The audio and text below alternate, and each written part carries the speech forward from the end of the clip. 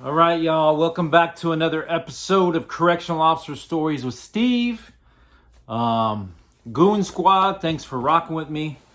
Appreciate all my Goon Squad. So today we're going to talk a little bit about. I've been getting a lot of questions on. Hey, Steve, I'm getting ready to start corrections in Arizona. Am I going to get benefits? When do they start?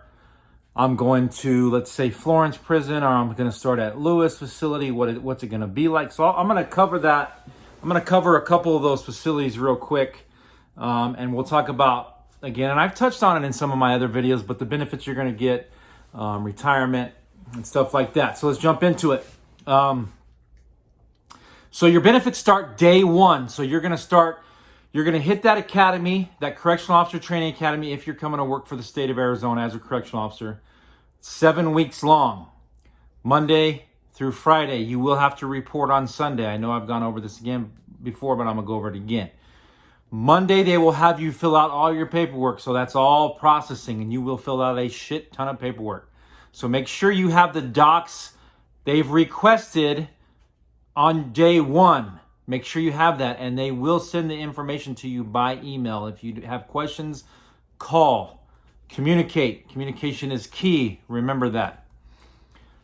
Day one, your benefits. You'll have 31 days to enroll in your benefits, which is medical insurance, dental insurance, life insurance, supplemental life insurance, vision, and then if you want to participate in like a health savings account, you can enroll in that, where they take some money out of your check every paycheck, and it goes towards, it's like a debit card, and basically it's just like a little savings plan. I never enroll in that because I'm paying for it anyway, so whatever. And we have damn good insurance. I have Blue Cross Blue Shield. I've carried it for a long time. Even though I'm not in corrections anymore, I still work for the state, and I still carry the same Blue Cross Blue Shield EPO plan. So it's not expensive at all. I think for the family plan, I think I pay $60, $60 some dollars every 2 weeks. Now remember, that covers everything. There's a deductible. There used to never be a deductible. Last year it was $200. This year is $400. So real quick, the way that works, once you go to the doctor, let's say January 1, you need to go to the doctor. You ain't going to the doctor on January 1 because it's a holiday. January 2, you go to the doctor. They bill you for services, so whatever is left over is you're going to have to pay. So if it's, $200 that's left over, you're going to have to pay $200. So you do have to pay out of pocket with that deductible until everything's covered. So it's $400 this year. So if you go to the doctor heavily, it's going to cost you freaking $400 this year, which is a lot, right? So, but then for the rest of the year, you don't have to pay a dime. You'll pay your copay. If it's a special, it's $40. If it's a primary care, I think it's $20, and then you have to pay for your prescriptions. So that's this year. So, or this coming year is going to be that. I think every single any plan you pick, it's going to be like that. I think there's Aetna, Blue Cross Blue Shield, Cigna, and then United Healthcare. They're all pretty much the same. Then you'll get a dental plan, Delta Dental or Cigna. Delta's a lot more expensive. I carry Cigna. And it pretty much covers the same shit as Delta does. So that's day one, 31 days. Do not wait to enroll and be like, and then call your benefits lady or dude on the 32nd day and be like, oh, I forgot to enroll, or I didn't know, or whatever, because they're going to appeal it and see if you even went in to try to enroll. And if you didn't, you're effed until October of that year when you can re-enroll. So you're going to have to wait a full year. So do not wait to enroll. Jump on that right away. Now, getting into some of the facilities that you're going to go to. Florence Prison, IMIN, those are down in Florence, Arizona. Hardcore facilities. A lot of you guys that are going to go to Florence unit, you will go to Central unit. That's a level 5 unit. They're always short there. For the most likely, you guys will go there. It's hardcore. Be prepared. It's 5 tiers. It's a cell setting, but it's bars so they can reach out and grab you. And it happens. To feed the trays, you have to go up the steps because they don't come out and get their own food. You have to feed them. So it is a max custody facility, level 5. There is some walking parts of that. It's called a walking 5-yard. But that Florence facility, I would say Florence, Iman, and Lewis are probably and Yuma are probably the 3 most hardcore facilities in the state of Arizona as far as state corrections. So just be prepared. Just like any other place you're going to go to, be prepared. Learn what you're going to learn at the Correctional Officer Training Academy and apply those skills once you get to the facility. Because once you get to the facility, a lot of that shit goes out the window. You're going to have to use your common sense. And remember, you're going to use policy as a guideline. So learn policy and read policy and everything they teach you in the Correctional Officer Academy. And then when you get to the facility, learn everything you can. Make sure you remain firm, fair, and consistent. Don't cross that line. If inmates are asking you shit that you know is not right, make sure you redirect them. You always redirect them. You don't have to give them a freaking ticket. Just make sure they know that you're not playing no games. You're there to work. Yeah, you're a fish because you're brand new and you got your brand new Browns on. I think they might be changing the uniforms. New director in town. But just remain walking that freaking on the other side of the line. They have their side of the line. You have your side of the line. You're there to enforce the policies and rules and regulations of the facility. So if you're going to Lewis, it's way out there in Buckeye, way out there on 85 going to Gila Bend. They've got, so there's the west side where you've got Maury, Buckley, Rast. East side where you've got Steiner, Barchi, Bachman. Across the street, you got Eagle Point, Sunrise. Eagle Point's a 60-day release yard now. It's freaking cake. I was just out there doing some recruiting because for the state of Arizona, the employer that I work for now with the state, we're actively recruiting inmates when they get out to help them obtain their CD. So they're helping them to obtain their CDL, and then once they get out, there's several different employers to help them get employed and reduce the recidivism. That's the goal of the governor of the state. So who knows what yard you go to? You might go to RAS because they have the RAS Max facility. It's a huge building. It was completed like in 2015, 16. Again, it's a busy yards. You're gonna be busy. If you go to Eagle Point, you probably won't be that busy because they're not trying to get in trouble. They're trying to get they have 60 days to the gate. There's all kinds of programs, and they're trying to get a job when they get out. That doesn't mean that they're not still in orange and something could pop off. There's still politics. It is a GP yard. It's just a very minimum custody yard. I think it's a level 1 or 2. It's super low. So, but that doesn't mean that something can't pop off.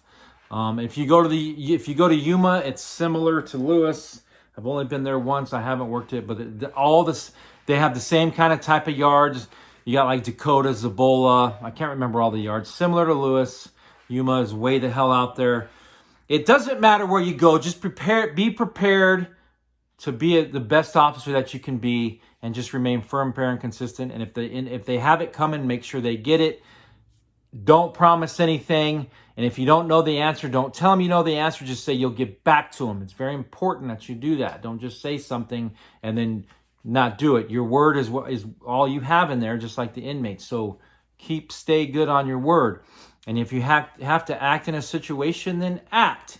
You're not gonna always know what to do. That comes with every freaking job. You don't know what to do. I'm in a new position right now. I'm kind of lost, but I'm sure in time I'll pick it up, right?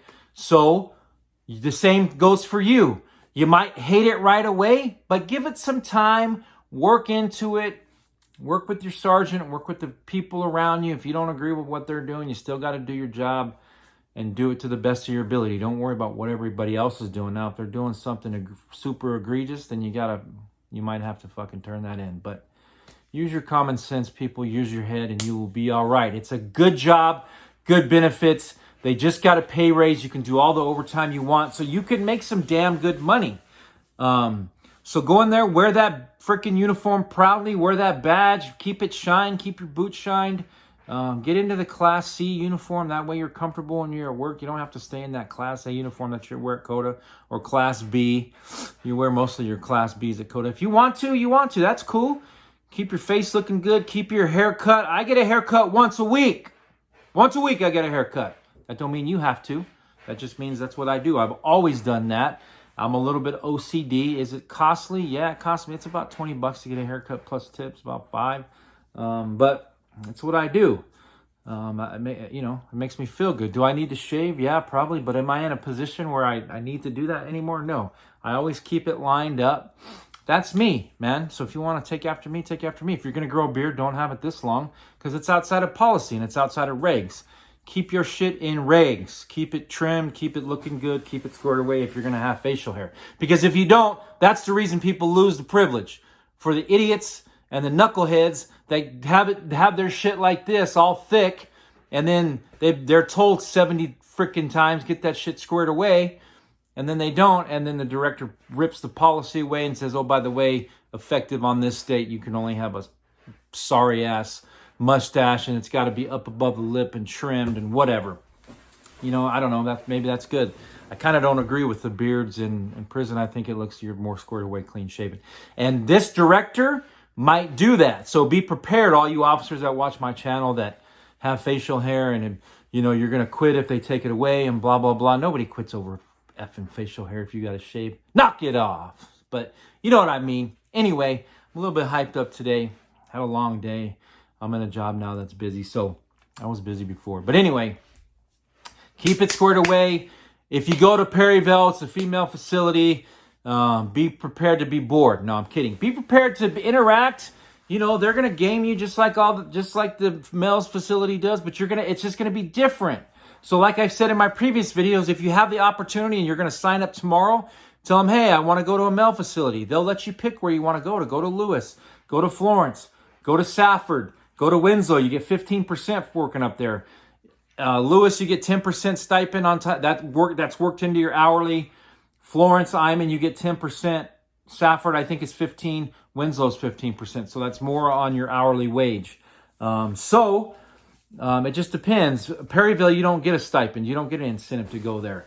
It's fucking Candyland. No, it's not. But I'm just telling you, you learn more. You're going to have more activity in a male facility. Now, there are certain yards at Perryville where there's a lot of activity. But it's more like inmates going on watch, or they're harming themselves. You might have some fights here and there, but it's just nonstop. I can't help. I'm refusing to house, or I'm going to kill myself, or I'm going to cut myself. So it's a lot of paperwork, but a lot of this, it's more for the sergeants. Yeah, you're going to do paperwork as an officer. You're going to initiate ICSs, but use your common sense, use your head, and use what you were taught. And like I said, once you get your year under your belt, then start looking to get into other things like the Tactical Support Unit, K9, CERT. I want to become a criminal investigator. So do whatever you got to do to, so take some time that gets you off the yard. K9's a full-time gig, but the Tactical Support Unit isn't like where if you get on the team, you're constantly going to be doing TSU. No, I think some of the prisons they rotate where they get on the yard once, like let's say 7 days, and then you're back on your shift. And then, so it's not a full-time gig. I think it needs to be, but my opinion don't mean shit. So get some extracurricular. Then when you get 2 years under your belt, you can start promoting. You can become a sergeant. You can go CO3.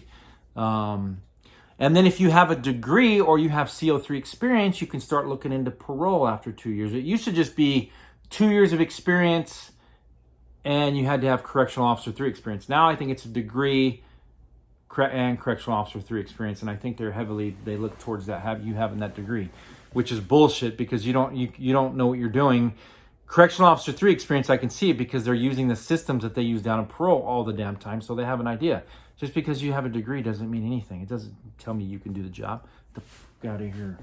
Anyway, thanks for watching my channel, Goon Squad. I appreciate you guys. Continue to rock with me. If you like it, share my video, subscribe, hit that notification bell, and I'm gonna be bringing you some better and more content soon. Have a great night. Peace.